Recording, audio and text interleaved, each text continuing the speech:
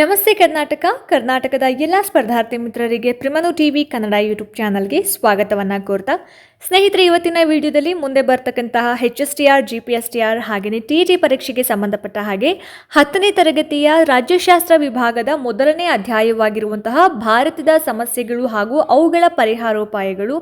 ಈ ಒಂದು ಪಾಠದ ಪ್ರಮುಖ MCQ ಪ್ರಶ್ನೋತ್ತರಗಳನ್ನು ನಿಮ್ಮ ಮುಂದೆ ತಗೊಂಡು ಬಂದಿದ್ದೀನಿ. ಮುಂದೆ ಬರುವಂತಹ ಎಲ್ಲ ಪರೀಕ್ಷೆಗಳಿಗೂ ಕೂಡ ಅನುಕೂಲ ಆಗುತ್ತೆ. ಹಾಗಾಗಿ ಯಾರೆಲ್ಲ ನನ್ನ ಚಾನಲ್ನ ಹೊಸದಾಗಿ ನೋಡ್ತಾ ಇದ್ದೀರಾ ಅಥವಾ ಯಾರೇನೂ ಸಬ್ಸ್ಕ್ರೈಬ್ ಮಾಡದೆ ನೋಡ್ತಾ ಇದ್ದೀರಾ, ದಯವಿಟ್ಟು ಸಬ್ಸ್ಕ್ರೈಬ್ ಮಾಡ್ಕೊಂಡು ನೋಡಿ ಅಂತ ಹೇಳ್ತಾ ಜಾಸ್ತಿ ತಡ ಮಾಡೋದು ಬೇಡ. ಬನ್ನಿ ಆದಷ್ಟು ಬೇಗ ಇವತ್ತಿನ ವಿಡಿಯೋನ ಶುರು ಮಾಡ್ತಾ ಹೋಗೋಣ. ಸ್ನೇಹಿತರೆ, ಮೊದಲನೇ ಪ್ರಶ್ನೆ ನೋಡಿ. ಇಲ್ಲಿ ಕೆಲಸ ಮಾಡುವ ಸಾಮರ್ಥ್ಯ ಇರುವ ವ್ಯಕ್ತಿಗೆ ಉದ್ಯೋಗದ ಲಭ್ಯತೆ ಇಲ್ಲದಿರುವ ಪರಿಸ್ಥಿತಿಯೇ ಡ್ಯಾಶ್ ಅಂತ ಕೇಳಿದ್ದಾರೆ. ಅಂದರೆ ಒಬ್ಬ ವ್ಯಕ್ತಿಗೆ ಕೆಲಸ ಮಾಡ್ತಕ್ಕಂತಹ ಎಲ್ಲ ಎಬಿಲಿಟಿ ಇರುತ್ತೆ, ಅವನಿಗೆ ಇಷ್ಟ ಇರುತ್ತೆ, ಆಸಕ್ತಿ ಇರುತ್ತೆ, ಆದರೆ ಆ ವ್ಯಕ್ತಿಗೆ ಉದ್ಯೋಗನೇ ಇರೋದಿಲ್ಲ. ಕೆಲಸ ಮಾಡೋದಕ್ಕೆ ಇಂಟ್ರೆಸ್ಟ್ ಇದ್ದರೂ ಕೂಡ ಕೆಲಸದ ಲಭ್ಯತೆ ಇರೋದಿಲ್ಲ. ಇಂತಹ ಪರಿಸ್ಥಿತಿಗೆ ಏನಂತ ಹೇಳಿ ಕರೀತಾರೆ ಅಂತ ಹೇಳಿ. ಆಪ್ಷನ್ ABCD 4 ಆಯ್ಕೆಗಳಲ್ಲಿ ಸರಿಯಾದ ಉತ್ತರ ಯಾವುದು? ಹಾಗಾದರೆ ಆಪ್ಷನ್ B, ನಿರುದ್ಯೋಗ. ಕೆಲಸ ಮಾಡೋದಕ್ಕೆ ಆಸೆ ಇರುತ್ತೆ, ಆಸಕ್ತಿ ಇರುತ್ತೆ, ಎಲ್ಲವೂ ಇರುತ್ತೆ, ಆದರೆ ಕೆಲಸನೇ ಇರೋದಿಲ್ಲ. ಇಂಥದನ್ನು ನಾವು ಏನಂತ ಹೇಳಿ ಕರಿತೀವಿ? ನಿರುದ್ಯೋಗ ಅಂತ ಹೇಳಿ ಕರಿತೀವಿ. ಎರಡನೇ ಪ್ರಶ್ನೆ, ಲಂಚ ಅಥವಾ ಇನ್ನಾವುದೇ ಕ್ರಮದಿಂದ ಕಾನೂನು ಬಾಹಿರ ಕ್ರಮಕ್ಕೆ ಪ್ರಚೋದನೆ ನೀಡುವುದೇ ಡ್ಯಾಶ್ ಅಂತ ಕೇಳಿದ್ದಾರೆ. ಯಾವುದೇ ರೀತಿಯಾದಂತಹ ಲಂಚವನ್ನು ತಗೊಳ್ಳೋದಾಗಿರ್ಬೋದು ಅಥವಾ ಬೇರೆ ಯಾವುದೇ ರೀತಿಯಾದಂತಹ ಚಟುವಟಿಕೆಗಳ ಮುಖಾಂತರ ಕಾನೂನು ಬಾಹಿರ ಚಟುವಟಿಕೆಗಳಿಗೆ ಪ್ರಚೋದನೆ ನೀಡೋದನ್ನು ನಾವೇನಂತ ಹೇಳಿ ಕರಿತೀವಿ? ಭ್ರಷ್ಟಾಚಾರ ಅಂತ ಹೇಳಿ ಕರಿತೀವಿ. ಆಪ್ಷನ್ A, ಭ್ರಷ್ಟಾಚಾರ. ಮೂರನೇ ಪ್ರಶ್ನೆ, ಕರ್ನಾಟಕದಲ್ಲಿ DM ನಂಜುಂಡಪ್ಪ ಸಮಿತಿ ರಚಿಸೋದಕ್ಕೆ ಕಾರಣ ಏನು?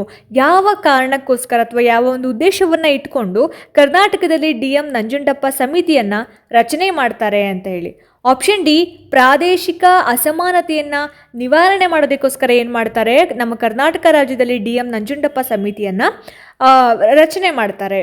ಇನ್ನು ನೆಕ್ಸ್ಟ್ 4ನೇ ಪ್ರಶ್ನೆ, ಕರ್ನಾಟಕದಲ್ಲಿನ ಹಿಂದುಳಿದ ಪ್ರದೇಶಗಳಿಗೆ ವಿಶೇಷ ಸ್ಥಾನಮಾನ ನೀಡಲು ಅವಕಾಶ ನೀಡಿರುವ ಸಂವಿಧಾನದ ವಿಧಿ ಯಾವುದು ಅಂತ ಕೇಳಿದ್ದಾರೆ. ಆಪ್ಷನ್ ABCD 4 ಆಯ್ಕೆಗಳಲ್ಲಿ ಸರಿಯಾದ ಉತ್ತರ ಯಾವುದು? ಹಾಗಾದರೆ ಆಪ್ಷನ್ C, 371J ಅಂತಕ್ಕಂತಹ ಸಂವಿಧಾನದ ವಿಧಿ ಏನಿದೆ, ಹಿಂದುಳಿದ ಪ್ರದೇಶಗಳಿಗೆ ವಿಶೇಷ ಸ್ಥಾನಮಾನವನ್ನು ನೀಡೋದಕ್ಕೆ ಅವಕಾಶ ನೀಡಿರುವಂಥದ್ದು. 5ನೇ ಪ್ರಶ್ನೆ, ಧರ್ಮದ ಆಧಾರದಲ್ಲಿ ಸಮಾಜದ ವಿಭಜನೆ ಹಾಗೂ ಆ ಒಂದು ನೆಲೆಯಲ್ಲಿ ಗುರುತಿಸಿಕೊಂಡು ಪರಸ್ಪರ ವಿರುದ್ಧ ಹಿತಾಸಕ್ತಿಗಳನ್ನು ಬೆಳೆಸಿಕೊಳ್ಳೋದನ್ನು ಏನಂತ ಹೇಳಿ ಕರಿತೀವಿ ಅಂತ. ಪ್ರಶ್ನೆ ಇನ್ನೊಂದ್ಸಲ ನೋಡಿ. ಧರ್ಮದ ಆಧಾರದಲ್ಲಿ ಸಮಾಜದ ವಿಭಜನೆ ಅಂದರೆ ಧರ್ಮದ ಹೆಸರನ್ನು ಇಟ್ಕೊಂಡು ಸಮಾಜವನ್ನು ಡಿವೈಡ್ ಮಾಡೋದು, ಹಾಗೆ ಆ ಒಂದು ಪ್ರಾಂತ್ಯದಲ್ಲಿ ಅಥವಾ ಆ ಒಂದು ಪ್ರದೇಶದಲ್ಲಿ ಗುರುತಿಸಿಕೊಂಡು ಪರಸ್ಪರ ವಿರುದ್ಧ ಹಿತಾಸಕ್ತಿಗಳನ್ನು ಬೆಳೆಸ್ಕೊಳ್ಳೋದನ್ನು ನಾವು ಏನಂತ ಹೇಳಿ ಕರಿತೀವಿ? ಆಪ್ಷನ್ A, ಕೋಮುವಾದ ಅಂತ ಹೇಳಿ ಕರಿತೀವಿ. 6ನೇ ಪ್ರಶ್ನೆ, ಕರ್ನಾಟಕ ಸರ್ಕಾರವು ಗ್ರಾಮಾಂತರ ಮಹಿಳೆಯರ ವಿಕಾಸಕ್ಕಾಗಿ ರೂಪಿಸಿರುವ ಕಾರ್ಯಕ್ರಮ ಯಾವುದು ಅಂತ. ಅಂದರೆ ಗ್ರಾಮೀಣ ಪ್ರದೇಶದಲ್ಲಿ ವಾಸ ಮಾಡ್ತಾ ಇರ್ತಕ್ಕಂತಹ ಹೆಣ್ಣು ಮಕ್ಕಳ ಒಂದು ವಿಕಾಸಕ್ಕೋಸ್ಕರ ಯಾವ ಕಾರ್ಯಕ್ರಮವನ್ನು ಕರ್ನಾಟಕ ಸರ್ಕಾರ ರೂಪಿಸಿದೆ ಅಂತ. ಆಪ್ಷನ್ C, ಸ್ತ್ರೀ ಶಕ್ತಿ ಅನ್ನೋದ್ರಲ್ಲಿ ಸರಿಯಾಗಿರುವಂತಹ ಉತ್ತರ ಆಗಿರುತ್ತೆ. 7ನೇ ಪ್ರಶ್ನೆ, 21ನೇ ಶತಮಾನದಲ್ಲಿ ಭಾರತೀಯ ನಾಗರಿಕ ಸಮಾಜಕ್ಕೆ ಇದು ಒಂದು ಸವಾಲಾಗಿದೆ. 21 ಸೆಂಚುರಿ ಏನಿದೆ ಇವಾಗ 21ನೇ ಶತಮಾನದಲ್ಲಿ ನಮ್ಮ ಭಾರತೀಯ ನಾಗರಿಕ ಸಮಾಜಕ್ಕೆ ಇದೊಂದು ಸವಾಲಾಗಿ ತಗೊಳ್ತಾ ಇದ್ದೀವಿ ನಾವು. ಏನು ಅಂತ ಹೇಳಿದ್ರೆ ಆಪ್ಷನ್ B, ಕಾರ್ಪೊರೇಟ್ ತಂತ್ರಗಾರಿಕೆ ಅನ್ನೋದ್ರಲ್ಲಿ ಸರಿಯಾಗಿರುವಂತಹ ಉತ್ತರ ಆಗಿರುತ್ತೆ.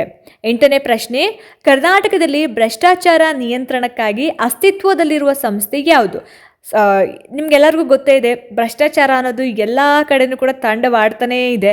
ಅದನ್ನು ಕಂಟ್ರೋಲ್ ಮಾಡೋದಕ್ಕೆ ಅಂತ ಅಂದ್ಬಿಟ್ಟು ಒಂದು ಸಂಸ್ಥೆಯನ್ನು ಸ್ಥಾಪನೆ ಮಾಡಿದಾರಲ್ವಾ, ಆ ಸಂಸ್ಥೆ ಯಾವುದು ಅಂತ. Option ABCD. ಸರಿಯಾದ ಉತ್ತರ ಯಾವುದು? ಹಾಗಾದರೆ ಆಪ್ಷನ್ A, ಲೋಕಾಯುಕ್ತ ಅನ್ನೋದು ಸರಿಯಾಗಿರುವಂತಹ ಉತ್ತರ ಆಗಿರುತ್ತೆ. 9ನೇ ಪ್ರಶ್ನೆ, ಭಾರತದಲ್ಲಿ ನಿರುದ್ಯೋಗದ ಹೆಚ್ಚಳಕ್ಕೆ ಅತಿ ಮುಖ್ಯ ಕಾರಣ ಏನು? ಅನ್ಎಂಪ್ಲಾಯ್ಮೆಂಟ್, ನಿರುದ್ಯೋಗ ಅಂತಕ್ಕಂಥದ್ದು ಎಲ್ಲ ಕಡೆನೂ ಕೂಡ ನಾವು ನೋಡ್ತಾ ಇದ್ದೀವಿ. ಇವಾಗ ಗಂಡ್ಮಕ್ಳಾಗಿರ್ಬೋದು ಹೆಣ್ಮಕ್ಳಾಗಿರ್ಬೋದು ಒಂದು ಉದ್ಯೋಗವನ್ನು ತಗೊಳ್ಬೇಕು ಅಂತಂದರೆ ಎಷ್ಟು ಕಷ್ಟಪಡ್ತಾರೆ ಅಂತ ಅಂದ್ಬಿಟ್ಟು ಒಂದು ಉದ್ಯೋಗಕ್ಕೋಸ್ಕರ 100 ಜನ ಕ್ಯೂ ಅಲ್ಲಿ ನಿಂತಿರ್ತಾರೆ. ಅಂಥ ಪರಿಸ್ಥಿತಿ. ಇವಾಗ ಇಲ್ಲಿ ಕೇಳಿರೋದೇನು, ನಿರುದ್ಯೋಗಕ್ಕೆ ಹೆಚ್ಚಿನ ಒಂದು ಕಾರಣ ಏನು ಅಂತ. ಮಿತಿ ಮೀರಿದ ಜನಸಂಖ್ಯೆ ಹಾಗೆ ಅತಿ ಹೆಚ್ಚಿನ ಒಂದು ತಂತ್ರಜ್ಞಾನದ ಬಳಕೆ, ಪಾಪ್ಯುಲೇಷನ್ ಹಾಗೆ ಟೆಕ್ನಾಲಜಿ, ಹೆಚ್ಚಿನ ಒಂದು ಟೆಕ್ನಾಲಜಿಯನ್ನು ಬಳಸ್ತಾ ಇರೋದೇ ಈ ಒಂದು ನಿರುದ್ಯೋಗದ ಹೆಚ್ಚಳಕ್ಕೆ ಕಾರಣ ಆಗ್ತಾ ಇದೆ ಅಂತಕ್ಕಂಥದ್ದು. 10ನೇ ಪ್ರಶ್ನೆ, ಕೆಳಗಿನ ಯಾವ ಸಮಸ್ಯೆ ಭಾರತದಲ್ಲಿ ಸಾರ್ವತ್ರಿಕವಾಗಿ ಹಾಗೂ ಸಮಾಜದ ಎಲ್ಲ ಸ್ತರಗಳಲ್ಲಿಯೂ ಕೂಡ ವ್ಯಾಪಕವಾಗಿ ಹರಡಿಕೊಂಡಿದೆ ಅಂತಕ್ಕಂಥದ್ದು. ಸೊ ಯಾವ ಸಮಸ್ಯೆ? ಭ್ರಷ್ಟಾಚಾರ, ನಿರುದ್ಯೋಗ, ಬಡತನ, ಭಯೋತ್ಪಾದನೆ. ಯಾವ ಸಮಸ್ಯೆ ಭಾರತದಲ್ಲಿ ಸಾರ್ವತ್ರಿಕವಾಗಿ ಹಾಗೆ ಸಮಾಜದ ಎಲ್ಲ ಸ್ತರಗಳಲ್ಲಿಯೂ ವ್ಯಾಪಕವಾಗಿ ಹಬ್ಬಿದೆ ಅಂತಂದರೆ ಆಪ್ಷನ್ ಎ ಭ್ರಷ್ಟಾಚಾರ ಅನ್ನೋದಲ್ಲಿ ಸರಿಯಾಗಿರುವಂತಹ ಉತ್ತರ ಆಗಿರುತ್ತೆ. 11ನೇ ಪ್ರಶ್ನೆ, ಕರ್ನಾಟಕದಲ್ಲಿ ಭ್ರಷ್ಟಾಚಾರ ನಿಯಂತ್ರಣಕ್ಕೆ ಡ್ಯಾಶ್ ಸಂಸ್ಥೆ ಅಸ್ತಿತ್ವದಲ್ಲಿದೆ. ಸೊ ಆಗಲೇ ಹೇಳ್ದಂಗೆ ಲೋಕಪಾಲ ಅಥವಾ ಲೋಕಾಯುಕ್ತ ಎರಡು ಕೂಡ ಆಗುತ್ತೆ ಈ ಒಂದು ಸಂಸ್ಥೆ ಅಸ್ತಿತ್ವದಲ್ಲಿ ಇರೋವಂಥದ್ದು. ಇನ್ನು 12ನೇ ಪ್ರಶ್ನೆ, ಇತ್ತೀಚೆಗೆ ಸರ್ಕಾರಿ ಕಚೇರಿಗಳಲ್ಲಿ ಸಿಸಿ ಕ್ಯಾಮ್ರಾಗಳನ್ನು ಅಳವಡಿಸ್ತಾ ಇರೋದು ಈ ಕೆಳಗಿನ ಯಾವ ಸಮಸ್ಯೆಯನ್ನು ನಿವಾರಿಸುವ ಕ್ರಮವಾಗಿದೆ ಅಂತ. ಸೊ ಇವಾಗ ಸರ್ಕಾರಿ ಕಚೇರಿ ಮಾತ್ರ ಅಲ್ಲ, ಎಲ್ಲ ಕಡೆಗಳಲ್ಲೂ ಕೂಡ ಇವಾಗ ಸಿಸಿ ಕ್ಯಾಮ್ರಾ ಬೇಕೇ ಬೇಕಾಗಿದೆ. ಸೊ ಇಲ್ಲಿ ಸರ್ಕಾರಿ ಕಚೇರಿಗಳಲ್ಲಿ ಯಾಕೆ ಸಿಸಿ ಕ್ಯಾಮ್ರಾವನ್ನು ಅಳವಡಿಸಿರ್ತಾರೆ ಅಂತ ಹೇಳಿದ್ರೆ, ಅಲ್ಲಿ ಭ್ರಷ್ಟಾಚಾರ ಹೆಚ್ಚಾಗಿ ನಡೀತಾ ಇರೋದ್ರಿಂದ ಭ್ರಷ್ಟಾಚಾರವನ್ನು ಕಂಡುಹಿಡಿಯೋದಕ್ಕೋಸ್ಕರ ಅಲ್ಲಿ ಸರ್ಕಾರಿ ಕಚೇರಿಗಳಲ್ಲಿ ಏನು ಮಾಡಿದ್ದಾರೆ, ಸಿಸಿ ಕ್ಯಾಮ್ರಾಗಳನ್ನು ಅಳವಡಿಸ್ತಾ ಇದ್ದಾರೆ. ಸೊ ಹಾಗಾಗಿ ಆಪ್ಷನ್ ಬಿ ಸರಿಯಾದ ಉತ್ತರ ಆಗಿರುತ್ತೆ.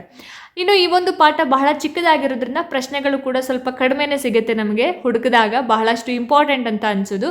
ಸೊ ನೋಡಿ, ಇಲ್ಲಿ ಕೊನೆಯ ಪ್ರಶ್ನೆ, ಕರ್ನಾಟಕ ಸರ್ಕಾರವು ಸ್ತ್ರೀ ಶಕ್ತಿ ಎಂಬ ಕಾರ್ಯಕ್ರಮವನ್ನು ರೂಪಿಸುವುದರ ಉದ್ದೇಶ ಏನು? ಸೊ ಸ್ತ್ರೀ ಶಕ್ತಿ ಅಂತಕ್ಕಂತಹ ಒಂದು ಕಾರ್ಯಕ್ರಮವನ್ನು ಏನಕ್ಕೋಸ್ಕರ ಜಾರಿ ಮಾಡಿರ್ತಾರೆ? ಗ್ರಾಮೀಣ ಪ್ರದೇಶದ ಮಹಿಳೆಯರ ಒಂದು ಉಪಯೋಗಕ್ಕೋಸ್ಕರ ಈ ಒಂದು ಸ್ತ್ರೀ ಶಕ್ತಿ ಅಂತಕ್ಕಂತಹ ಕಾರ್ಯಕ್ರಮವನ್ನು ರೂಪಿಸಿರ್ತಾರೆ. ಸೊ ಅದನ್ನೇ ಇಲ್ಲಿ ಕೇಳಿರೋವಂಥದ್ದು, ಅದರ ಒಂದು ಉದ್ದೇಶ ಏನು ಅಂತ. ಸೊ ಆಪ್ಷನ್ ಡಿ ಗ್ರಾಮೀಣ ಮಹಿಳೆಯರ ವಿಕಾಸ ಅನ್ನೋದಲ್ಲಿ ಸರಿಯಾಗಿರುವಂತಹ ಉತ್ತರ ಆಗಿರುತ್ತೆ.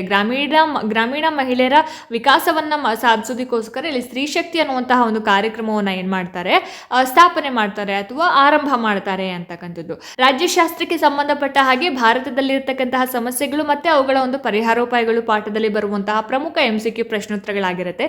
ಸ್ನೇಹಿತರೆ, ನಾನು ಪದೇ ಪದೇ ಎಲ್ಲ ವಿಡಿಯೋಸ್ಗಳಲ್ಲಿ ಹೇಳ್ತಾ ಇರ್ತೀನಿ, ನೀವು ಯಾವುದೇ ಒಂದು ಹುದ್ದೆ ಆಗಲಿ ಅಥವಾ ಯಾವುದೇ ಒಂದು ಎಲಿಜಿಬಿಲಿಟಿ ಪರೀಕ್ಷೆಗೋಸ್ಕರ ಕಾಯ್ತಾ ಕೂತ್ಕೊಳ್ಬೇಡಿ. ನೋಟಿಫಿಕೇಶನ್ ಆಗಲಿ ಆಮೇಲಿಂದ ಓದ್ಕೊಳ್ಳೋಣ, ಎಕ್ಸಾಮ್ಗೆ ಇನ್ನೊಂದು 10 days ಇದೆ, ನಂಗೆ ನಾನೆಲ್ಲ ಕವರ್ ಮಾಡಿಬಿಡ್ತೀನಿ ಅಂತ. ಯಾಕಂತಂದರೆ ಆಮೆ ಮತ್ತು ಮೊಲದ ಕಥೆಯನ್ನು ನೀವು ಕೇಳಿದ್ದೀರಾ, ಓದಿದ್ದೀರಾ, ನೋಡಿದ್ದೀರಾ ಅಂತ ಅಂದ್ಕೊಳ್ತೀನಿ. ಸೊ ಹಾಗಾಗಿ ನಾನು ಜಾಸ್ತಿ ಹೇಳೋ ಅಗತ್ಯ ಇಲ್ಲ ನಿಮಗೆ. ಈಗಲಿಂದನೇ ನಮ್ಮ ಒಂದು ತಯಾರಿ ಶುರುವಾಗಲಿ. ಪ್ರತಿ ವಿಡಿಯೋದಲ್ಲೂ ನಾನು ಇದನ್ನೇ ಹೇಳ್ತಾ ಇರ್ತೀನಿ, ಈಗಲಿಂದನೇ ತಯಾರಿ ಮಾಡ್ಕೊಳ್ಳಿ, ಓದೋದಕ್ಕೆ ಶುರು ಮಾಡಿ, ಟೆಕ್ಸ್ಟ್ ಬುಕ್ಸ್ಗಳನ್ನ ಓದೋದಕ್ಕೆ ಶುರು ಮಾಡಿ.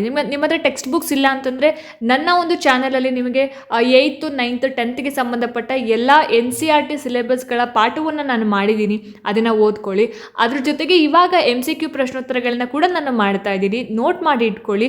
ನೆಕ್ಸ್ಟ್ ಬರ್ತಕ್ಕಂತಹ ಎಲ್ಲ ಪರೀಕ್ಷೆಗಳಿಗೂ ಕೂಡ ನಿಮಗೆ ಸಹಾಯ ಆಗುತ್ತೆ. ಸೊ ಹಾಗಾಗಿ ಐ ಹೋಪ್ ಈ ವಿಡಿಯೋ ನಿಮಗೆ ಇಷ್ಟ ಆಗಿದೆ, ಅನುಕೂಲ ಆಗಿದೆ ಅಂತ. ಸೊ ಇಷ್ಟ ಆಯಿತು ಅಂತಂದರೆ ದಯವಿಟ್ಟು ಲೈಕ್ ಮಾಡಿ, ಶೇರ್ ಮಾಡಿ, ಹಾಗೆ ನಿಮ್ಮ ಅನಿಸಿಕೆ ಅಭಿಪ್ರಾಯ ಏನೇ ಇದ್ರೂ ಕೂಡ ನನಗೆ ಕಮೆಂಟ್ ಸೆಕ್ಷನಲ್ಲಿ ತಿಳಿಸಿ ಅಂತ ಹೇಳ್ತಾ ಮುಂದಿನ ವೀಡಿಯೋಸ್ಗಳಲ್ಲಿ ನಾನು ನಿಮಗೆ ಸಿಗ್ತೀನಿ. ಅಲ್ಲಿ ತನಕ ಎಲ್ರಿಗೂ ನಮಸ್ಕಾರ.